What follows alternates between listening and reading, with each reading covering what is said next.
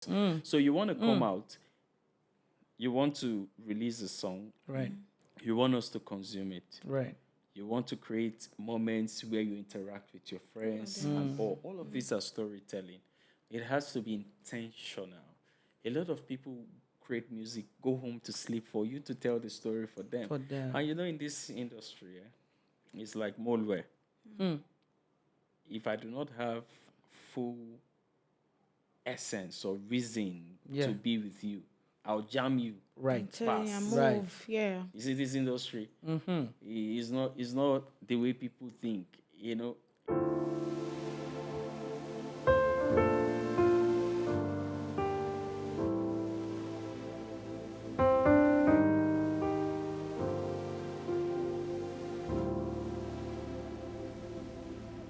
Hi everyone, it's your girl Shade Abaka, and this is the correct combo where we discuss everything in the correct way. Like we tell you everything that even Google will not tell you. Trust me on that. And with me, I have my amazing co-host, 923 Sound. You already know the vibe. 9 to the 3 to the S to the O to the U to the N to the D. 93 sound. And of course, it's correct convo. We come correct. Everything is correct. Even our guest is correct. This is our guest. It's a doctor, Odumeje one, Odogo one of music entertainment. You know? We have with us in the studio today Dr. Tonez, the CEO of Hill Cross Records. Yeah. Okay, so I guess I'm supposed to do D to the R to the T to the It's so good to have you here with us. You're tonight. welcome. Thank you for having me. How has 2024 been so far for you? First of all, we know they agree for anybody this year. That's the energy. Doctor is inclined. Doctor is inclined. We know they agree for anybody. Right. But you agree for us. Yeah, I agree. But then, 2024 has just started. And like every other year, it has its prospect. Right. The only difference is this year, personally and even business-wise, I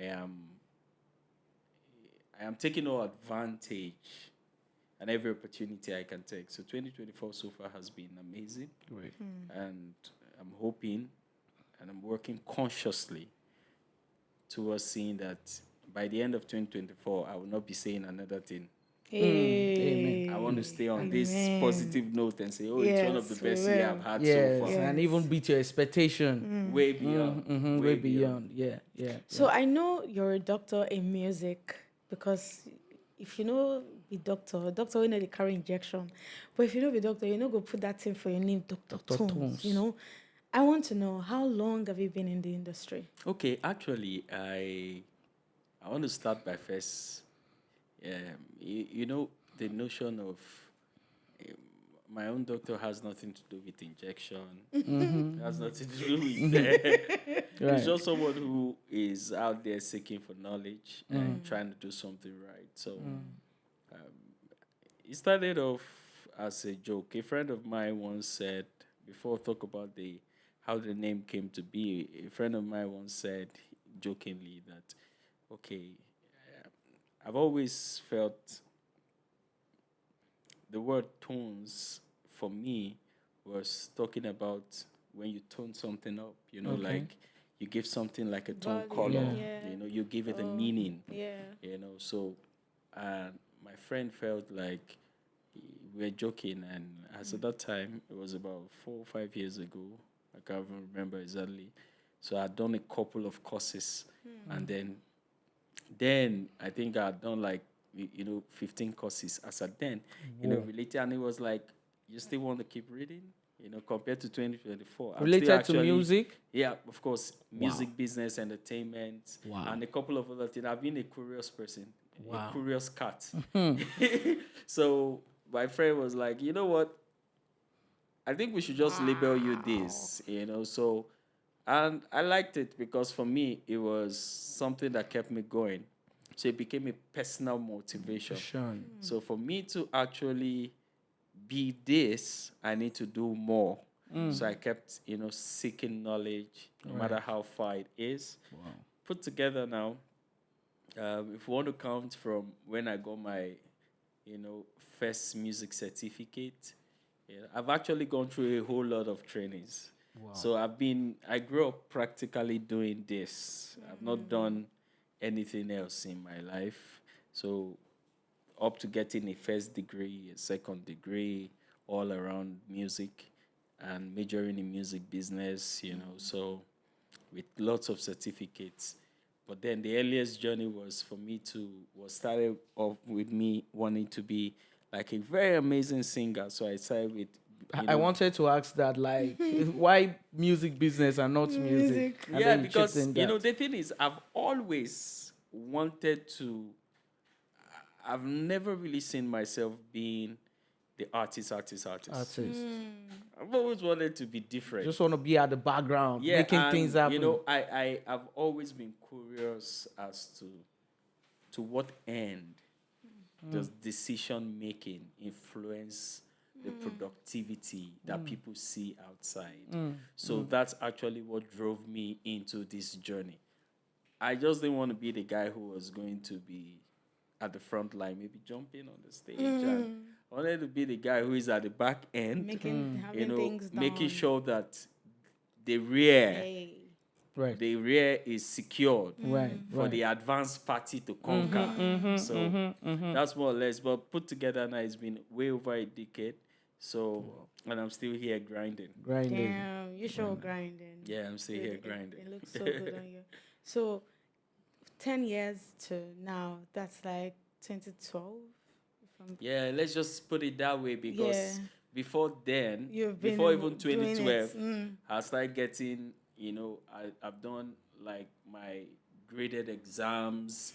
I've started, I think as a 2011, I had my first feel of hosting a concert. So if you want to put that together to now, The experience. you want to see how much it's been a long time coming. Plus other things that have been happening. So we've been failing, getting some right, until the part where some feel we're already attaining the mastery level. But it's been year in, year out of consistent work. No breakout. There's never been holiday. So I've never had I'm leaving music industry, music to go and work in the Then bank. come back. So if I grew from 0 to the 6-figure level, it is here. So I started from 0 until I started testing the results, the dividends of the work. That's impressive. Yeah, so I've never been like someone who, if you go and check through my entire portfolio, you'll never say, oh, okay, he worked in maybe Shell, oil and gas. I mean, music money. We are actually the people who are not the artists. But We started from 0. I see that. Got certificates, got a degree, build a career path. So we had like an equilibrium, someone like me, an equilibrium between academics and practice. Right. Until I am able to say, okay, this is something that anybody can get in, pay bills, live extremely comfortable, and then be proud that you have a profession at the end of the day. So Obviously, you're not the artist. You are the one that makes the artist the artist. I'm chopping the artist money. Music money, actually. Like it or not, it is money. So, in over 10 years of experience, so give or take, maybe almost 20 years in the music business, what would you say the limelight has been for you? Well, I've actually not been at the limelight. I'm enjoying the camera right now.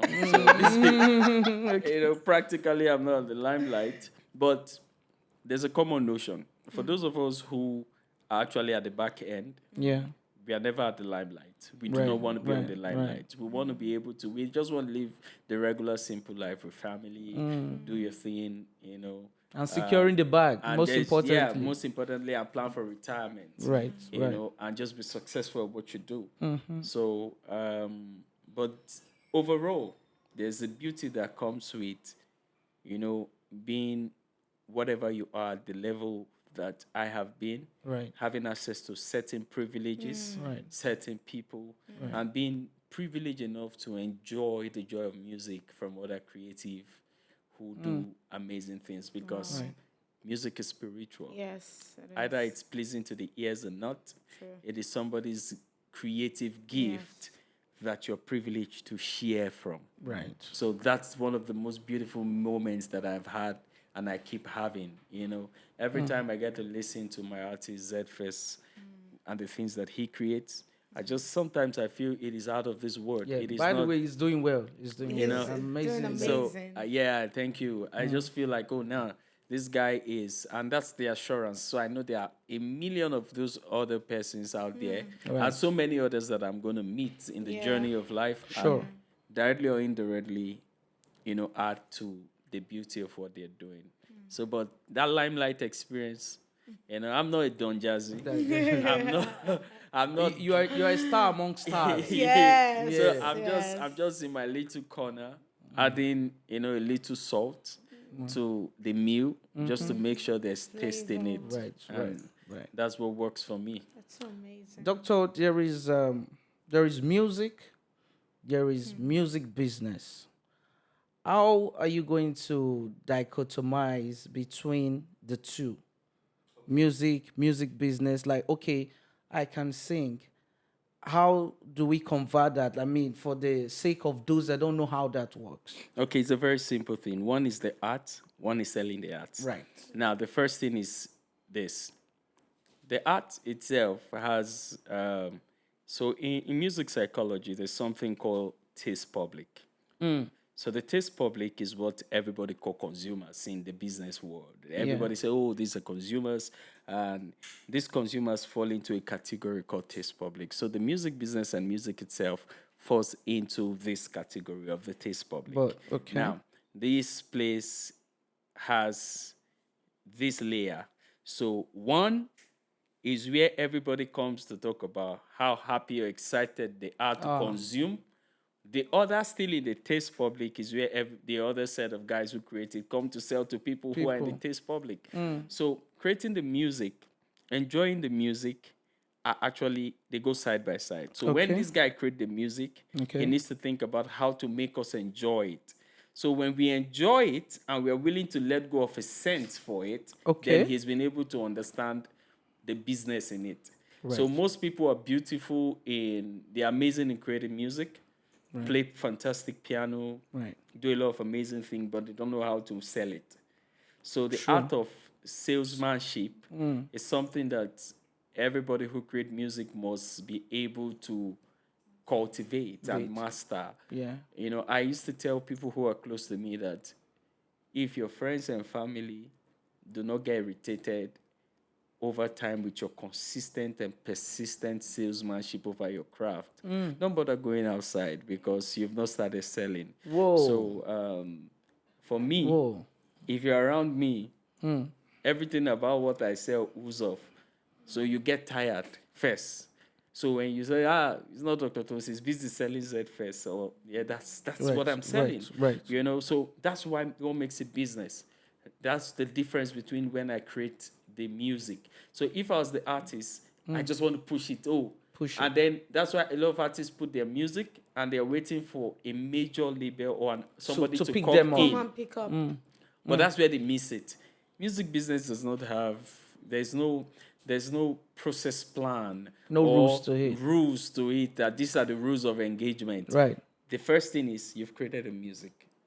Before this music, you have people who are connected to you. If you check your WhatsApp status, 1 to 100, these persons are already potential consumers because they fall into the taste public categories. That's why I told you earlier about the taste public. So they fall into this category, but they do not consume you. Consume you. They consume someone else. So now, what you're not supposed to do is to now create a way to move them, even if it's passively, Okay. into becoming your consumer. Man. And they feel like, oh, this guy is doing music. I just listen to his song. I think he's trying. They are passive consumers. So while you're thinking of the active consumers Consumers. out there that now become your fans, who now become into what we call fandom, come into your community of Yeah. believers. You are losing or becoming negligent to the ones you should first First, adopt attract. Yes. into your community. Yeah. So that's why artists need to understand that creating the music is one way, but doing the business you Business don't aspect. actually need to be a master to sell, Okay. because you need to survive, unless it doesn't matter to you. But if it does, you need to sell. And selling starts from your immediate community. Let them get tired. Let them even want to block you from your regular BC.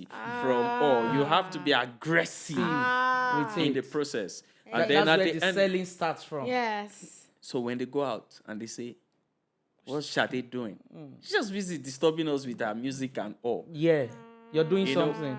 I used to tell musicians, emerging artists, executives, that if somebody walk up to you and say, what's that thing you do again? You have failed. So every time people meet They don't me, know you. they don't they even don't know know what you're you're doing. And you're waiting for a Don Jazzy, Sonny music, pick and you up. They don't one even know person you to- from And anywhere.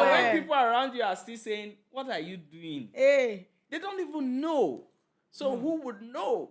So there's nobody in the universe connected to me that you want to ask and say, what does Dr. Tonez do? Come on, how does it sound? Everybody just know. From the name, you know already. So I sell even when I sleep. Hey. So that's Actively me selling. at all times. So I didn't bother to say, oh, Stephen Williams, for you to ask me what I do. So if I meet you, even if when you are a president of a multinational, and I say, hi, I'm Dr. Tonez, you go, oh, are you in the entertainment? And then that's an open door for me to pitch. Salesmanship is a craft we all have to master. So doing the music is one way, but selling the music to even people who will not want to buy it is another way. Now to like how to what you said and to make it clearer to the audience. So basically what you're trying to say is it is you as an artist that will sell yourself first. Then people that want to sell you more can now pick you up. Or you sell yourself to people that could buy you. You get what I'm saying? Then they will now start saying, okay, this is what you're doing. Let us push you out there. Now I'm correct at what that's what you were driving at. That's it's as clear as that. Yeah. The only addition to it is this. If you sleep in your house and they bring somebody to you Right. and say, this is your wife in this 21st century, or this is your husband, It's not going to happen. how would it work? It's not going to work.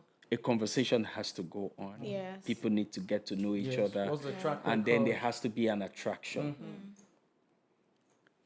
If anybody is going to buy from you, Okay. you need to at least tell them what you're selling. And salesmanship is you going for their interest in the heart, not in the face. Preach, Pastor. So that's where people miss it. So people want to sell, they want to put it on your face. And they don't want to make you see the value, the essence of why you should buy. Everybody who dies and say, oh, I came back. in whiskey, I'm a whiskey FC, I'm a 30 BJ person, has been able to, is because those brands have connected to the heart. Heart, yes. Right. So they are not at the surface. Yeah. Now, I'm going to gyrate a bit into the same, question, which borders around as an artist where, the industry is competitive. You're doing something, thousands of people are doing the same thing. How do you think artists could navigate into reaching? I mean, aside from being aggressive, there are many, it's multidimensional going about it. So what are the tips you think you can give to artists? Like, okay, this is how you can play your game to get to the people that need you. Okay, the very simple thing is tell your story the way you want it to be heard. Where people miss it is very simple. Everybody think, oh, you need to do this, you need to do that, you want to drop. I'll give you an instance. Somebody was telling me, oh, your artist isn't, I hardly get to know this about Z Fest. And I said, that's a story. So in the next 10 years, it's not going to be strange to you. You won't say because Z Fest is a global star, that's why he's doing this. Right. It's a story. Right. So if you want to be heard, you just need to tell your story right. And telling your story means you need to look at what resonates with you as an individual and a brand before you even put it out to us. So you want to come out, you want to release a song, Right. you want us to consume it. Right. You want to create moments where you interact with your friends and all of these are storytelling. It has to be intentional. A lot of people create music, go home to sleep for you to tell the story for them. For them. And in this industry, it's like moldware. If I do not have full essence or reason Yeah. to be with you, I'll jam you. Right. Telling you, Fast. move. Right. Yeah. You see, this industry is not the way people think. I was sharing with some of my friends who are very senior military officers yesterday in a presentation. I said, in the army, there are code of conduct. True. There are things you can't do. But in the music industry, there's no code of conduct. You do anything. I smile to you.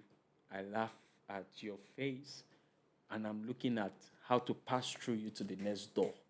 So if you do not have your grip to make me see that I cannot run through you, if you do not have your grip to make me understand that at the end of the day, that you're a value I want to keep close, I will just run through you to the next place. It's a game. That's why it's called a game. So when you strike, who moves first? You just have to be active in playing that game. You need to understand it's a game. Just The like word chess. itself is a game. Yeah. So we are all like people who someone is having a keypad. So when they move, you move. So if you're not smart enough to know when to move, come on, at the end of the day, you're just going to get be you. like that. So it's a game. What are the major challenges you've had as a music executive? Well, most of the challenges comes with the risk of pulling people in to say, oh, let's do this, and they don't make their money back. Aye. Yeah, After that's- you've spent money. That's it. I've had too many friends draw out, pull out. They go, this thing isn't for the weak heart, faint-hearted. So challenges also is expectation and management. Is one thing that we find. Please say that again. Expectation and management. Management. People do not know how to Manage their their expectations. Hi. So when you're coming into the game, like I am now, I think I've grown to the point that I don't wait or ask for anything or expect anything. And so an artist meet Dr. Tonez and it feels like, okay, for example, Dr. Tonez is just going to take you to Grammy. My brother, I don't even have the key to our headies. So how do I want to take you? So you now begin to feel disappointed that I can't take you to the Grammys.